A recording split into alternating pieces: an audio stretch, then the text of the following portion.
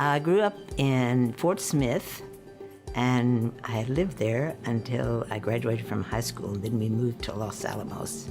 So we moved there in '52, and I think that was the beginning of something so magical, because I met people.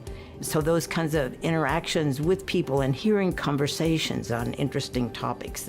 So I learned from them how to be even more curious, even more wanting to know about something new. And I met my husband there. We went on a date the next day and down to Santa Fe.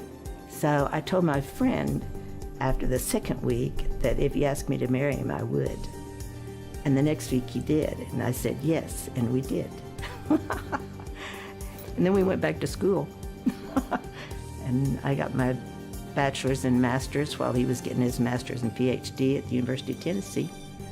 When I met with people doing science, like the people that were in graduate school with Ed, it was like suddenly it was like magic. And when I went to school, when I went to the University in Tennessee, I was taking these classes like chemistry and math, and it was like the light just came on. I loved it. I felt like from the time I went to Los Alamos till I was finishing my PhD, it was just like an incredible exposure to people that were brilliant and doing and wanting to know things that they didn't know.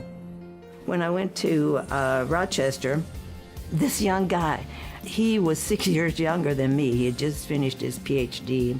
So he said, would you be interested in doing something in the brain? And I said, absolutely.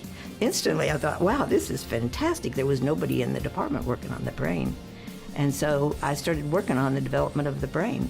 Then when I got to Southwestern, the other most interesting thing, so the brain would be the most interesting thing at the time, and the immune system was the other thing. And so I got to combine them. We have 29 people working in our group on the program project and its goals of preventing Alzheimer's disease. All of us working just toward this goal of let's just get rid of it before it starts.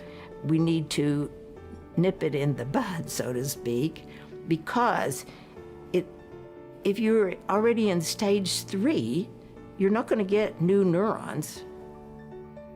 And because if you do, you won't remember that old guy is your grandpa.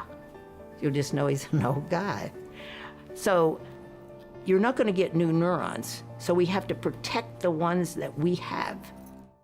These kinds of honors that come, they're precious, but in reality, it's everything that went into getting it, and all of the people that I know, and I think of them, and I look at their pictures and love them all over again. So all of that is part of this honor. But I do want you, women and men, I mean, this is a serious world that we live in, and we cannot be altogether frivolous. When you're through for the day, then I want you to go dancing and having the best time.